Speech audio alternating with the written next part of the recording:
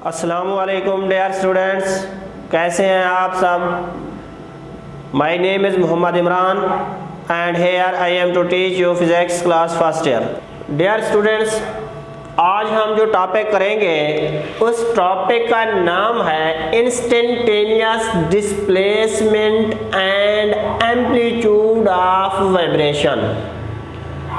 Instantaneous displacement and amplitude of vibration, इस topic में हम चंद टर्मिनोलॉजीज देखेंगे, उनको डिफाइन करेंगे।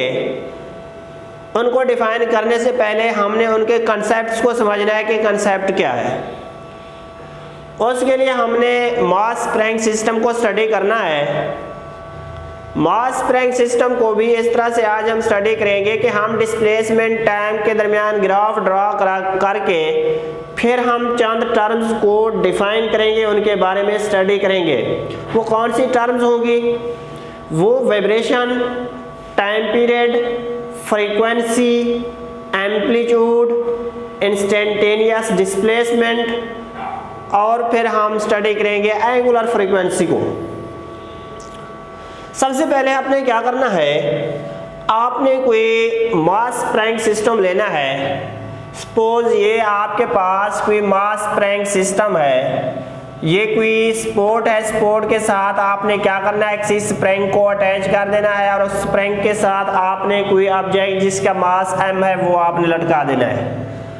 अब इस तरह से वो क्या होगा, बना होगा आपके पास मास स्प्रिंग सिस्टम। जैसा कि पहले लेक्चर में हमने इसको डिटेल में पढ़ा है, इस तरह से जब बना होता है, नीचे ऑब्जेक्ट बंधा होता है, उसके साथ अटैच होता है जिसका मास m है।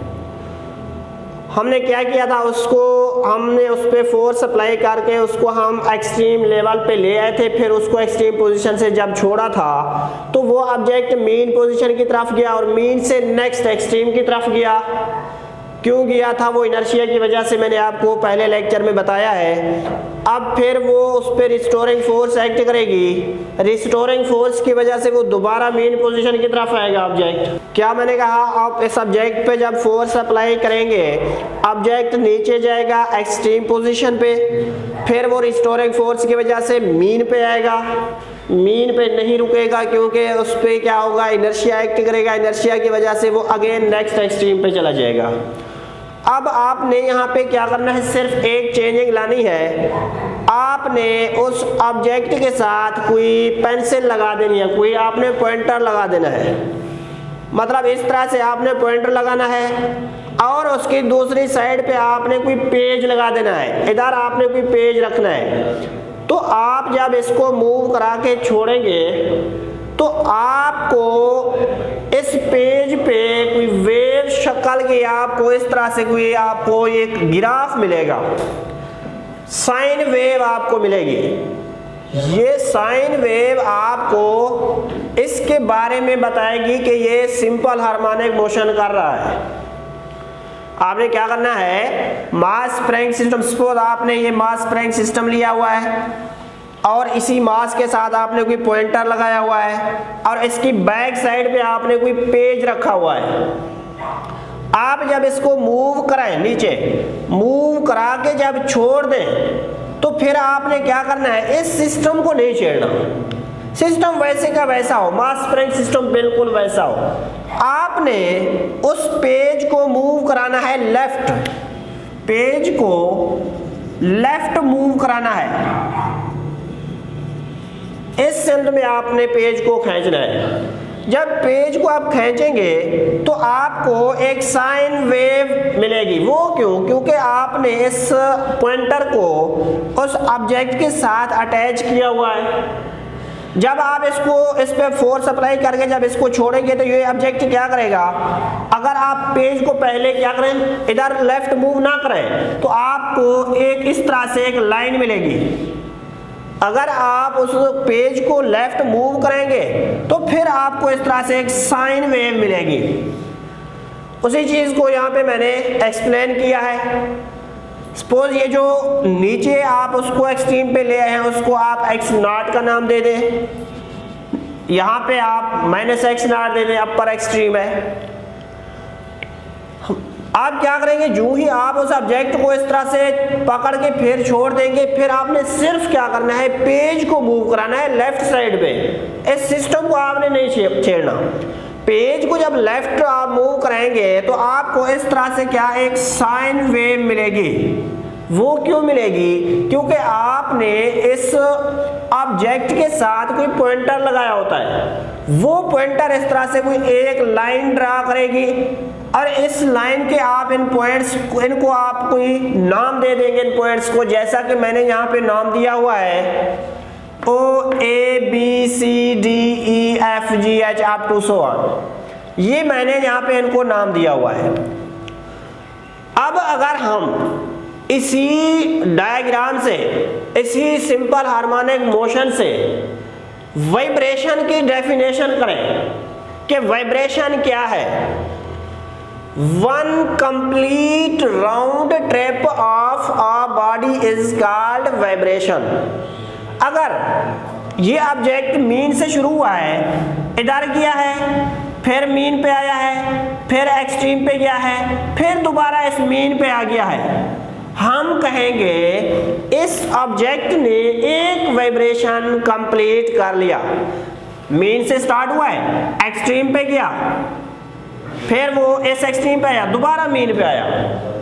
मीन से स्टार्ट होना, एक्सट्रीम पे जाना, दोबारा मीन पे आना, फिर नेक्स्ट एक्सट्रीम पे जाना, उससे दोबारा मीन पे जब आ जाए तो हम कहेंगे उस ऑब्जेक्ट ने एक वाइब्रेशन कंप्लीट कर लिया है। अगर मैं इस ग्राफ से देखूं, ये था उसका मेन पॉइंट, मेन पोजीशन है उसकी। मेन पोजीशन से ये एक्सट्रीम पे गया, फिर मीन पे आया, फिर इस एक्सट्रीम पे गया, दोबारा मीन पे गया, तो हम कहेंगे मीन से स्टार्ट हुआ, एक्सट्रीम पे गया, फिर मीन पे आया, फिर नेक्स्ट एक्सट्रीम पे गया, फिर जब मीन पे आ जाएगा तो हम कहेंगे इसने एक वाइब्रेशन कंप्लीट किया या एक साइकिल उसने कंप्लीट किया है। अब ये वाला जो होगा इसको हम कहेंगे यहां से यहां तक, O से D तक, ये हम कहेंगे एक वाइब्रेशन है इस ऑब्जेक्ट का। One complete round trip, one complete round trip, mean से शुरू हुआ है, एक्सट्रीम पे गया, मीन पे आया, नेक्स्ट एक्सट्रीम पे गया, फिर मीन पे आया, तो ये होगा उसका वन वाइब्रेशन। ये उसने वन वाइब्रेशन कंप्लीट कर लिया है। नेक्स्ट है time period. Time required to complete one vibration is called time period. इस वाइब्रेशन को मुकम्मल करने में इस ऑब्जेक्ट को जितना टाइम लगेगा वो होगा उसका टाइम पीरियड। मतलब एक वाइब्रेशन कवर करने में जितना टाइम रिक्वायर्ड होगा वो होगा time period. Time required to complete one vibration is called time period. और इस टाइम पीरियड को रिप्रेजेंट करते हैं कैपिटल T से, और टाइम पीरियड का यूनिट होता है सेकंड। अब ये बात हो गई टाइम पीरियड, एक वाइब्रेशन कंप्लीट करने में जितना टाइम लगा वो है टाइम पीरियड। फिर हम देखते हैं फ्रीक्वेंसी क्या होती है। The number of vibrations completed in 1 second is called frequency. एक सेकंड में जितने ये साइकिल कवर होंगे हम कहेंगे वो उसकी फ्रीक्वेंसी है। एक सेकंड में जितने ये वाइब्रेशंस कंप्लीट होंगे हम कहेंगे उस ऑब्जेक्ट की फ्रीक्वेंसी है। सपोज कोई ऑब्जेक्ट एक सेकंड में 2 वाइब्रेशन कंप्लीट कर लेता है तो हम कहते हैं उसकी फ्रीक्वेंसी 2 हर्ट्ज है, क्योंकि फ्रीक्वेंसी का यूनिट है हर्ट्ज। फ्रीक्वेंसी की डेफिनेशन क्या है? The number of vibrations completed in 1 second. एक सेकंड में जितने वाइब्रेशंस कंप्लीट होते हैं उसको हम कहते हैं फ्रीक्वेंसी, और इसका यूनिट है हर्ट्ज। और ये जो फ्रीक्वेंसी है ये होता है रेसिप्रोकल ऑफ टाइम पीरियड, मतलब टाइम पीरियड का ये उलट होता है। अब फ्रीक्वेंसी किस में जा गई ना, फ्रीक्वेंसी क्या है? एक सेकंड में जितने वाइब्रेशंस कंप्लीट होंगे वो उसकी फ्रीक्वेंसी होगी। अगर कोई ऑब्जेक्ट एक सेकंड में एक वाइब्रेशन कंप्लीट करे तो हम कहेंगे उसकी फ्रीक्वेंसी 1 हर्ट्ज है। अगर एक सेकंड में 2 वाइब्रेशन कंप्लीट करे तो हम कहेंगे उसकी दो फ्रीक्वेंसी 2 हर्ट्ज है, अप टू सो ऑन, जितना वो 1 सेकंड में वाइब्रेशंस कंप्लीट करेगा वो उसकी उतनी फ्रीक्वेंसी होगी। आगे है इंस्टेंटेनियस डिस्प्लेसमेंट। इंस्टेंटेनियस डिस्प्लेसमेंट क्या है? The displacement of a body at any instant from the mean position। Suppose ये है मीन पोजीशन, मीन पोजीशन से आप नेक्स्ट एक्सट्रीम से पहले किसी भी पॉइंट पे जो डिस्टेंस आप निकालें, सपोज ये है एक्सट्रीम, नीचे एक एक्सट्रीम ये है। अब इस मीन पोजीशन से इस एक्सट्रीम तक किसी भी पॉइंट पे जो डिस्टेंस डिस्प्लेसमेंट होगा वो होगा इंस्टेंटेनियस डिस्प्लेसमेंट। समझ आइए ना, मीन पोजीशन से एक्सट्रीम तक दरमियान में किसी भी पॉइंट पे जो आप डिस्प्लेसमेंट लेंगे वो डिस्प्लेसमेंट होगा इंस्टेंटेनियस डिस्प्लेसमेंट। और ये इंस्टेंटेनियस डिस्प्लेसमेंट इसको हम x से रिप्रेजेंट करते हैं, क्योंकि x नॉट हमने कहा वो है एक्सट्रीम पोजीशन के लिए। अगर हम इंस्टेंटेनियस डिस्प्लेसमेंट ले रहे हैं वो मीन पोजीशन से किसी साइड पे किसी भी पॉइंट पे जो डिस्प्लेसमेंट है उसको कहते हैं इंस्टेंटेनियस डिस्प्लेसमेंट, और इसको x से शो करते हैं और इसका यूनिट है मीटर। डिस्प्लेसमेंट है तो इसका यूनिट भी मीटर होगा। अब है टर्म एम्पलीट्यूड। एम्पलीट्यूड की डेफिनेशन है the maximum displacement of a body on either side from mean position is called amplitude। Mean position से किसी भी सेंट में जो मैक्सिमम डिस्प्लेसमेंट होगा उसे कहेंगे एम्पलीट्यूड। सपोज ये है मीन पोजीशन, मीन पोजीशन से किसी भी सेंट में जो मैक्सिमम डिस्प्लेसमेंट होगा उसको हम एम्पलीट्यूड कहेंगे। यहां से यहां तक ये जो होगा जो मैक्सिमम डिस्प्लेसमेंट है ये वाला, इसको कहेंगे ये है उसकी एम्पलीट्यूड। या आइदर साइड की उसने बात की है, maximum displacement either side from mean position, mean position से किसी भी सेंट में जो मैक्सिमम डिस्प्लेसमेंट होगी उसको कहते हैं एम्पलीट्यूड। ये तो ऊपर वाली साइड पे हो गया एक्सट्रीम पोजीशन तक, ये जो है इसको एम्पलीट्यूड कहते हैं। ये जो डाउनवर्ड की अगर हम बात करें नेक्स्ट एक्सट्रीम, ये भी उसकी एम्पलीट्यूड है, क्योंकि हमने डेफिनेशन में बात की है the maximum displacement of a body on either side from mean position. Mean position से किसी भी सेंट में जो मैक्सिमम डिस्प्लेसमेंट होगा उसको कहते हैं एम्पलीट्यूड। एम्पलीट्यूड का यूनिट भी हम मीटर ही लेंगे क्योंकि ये भी आइदर साइड डिस्प्लेसमेंट है।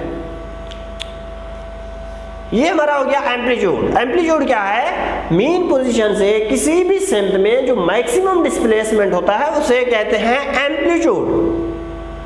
नेक्स्ट है एंगुलर फ्रीक्वेंसी। फ्रीक्वेंसी तो हमने पढ़ लिया है। एंगुलर फ्रीक्वेंसी, एंगुलर फ्रीक्वेंसी दरअसल हमारे इस टॉपिक से नहीं है, इसको हम समझ लेंगे नेक्स्ट जो हम सर्कुलर मोशन के लिए हम पढ़ेंगे उसके लिए ये एंगुलर फ्रीक्वेंसी यूज होता है। एंगुलर फ्रीक्वेंसी क्या है? If t is the time period of a body executing SHM, अगर कोई बॉडी सिंपल हार्मोनिक मोशन कर रहा है और t उसका टाइम पीरियड है तो जो एंगुलर फ्रीक्वेंसी होगी omega is equal to 2 pi over t, 2 pi over t होगा। और हमने अभी पढ़ा है 1 ओवर टी होता है फ्रीक्वेंसी के equal. Reciprocal of time period is called frequency. तो 1 ओवर टी की जगह हम क्या पुट कर देंगे? फ्रीक्वेंसी पुट कर देंगे तो omega is equal to 2 pi F आ जाएगा। इसी चीज को कहते हैं एंगुलर फ्रीक्वेंसी। इसको हम नेक्स्ट टॉपिक में इसको बार बार यूज करेंगे, तो इसलिए हमने इसको यहाँ पे भी स्टडी कर लिया है कि एंगुलर फ्रीक्वेंसी क्या है। डियर स्टूडेंट्स, आज का हमारा यही टॉपिक था जो कि था instantaneous displacement and amplitude of vibration, जिसको हमने डिटेल में स्टडी किया। अल्लाह हाफिज, टेक केयर।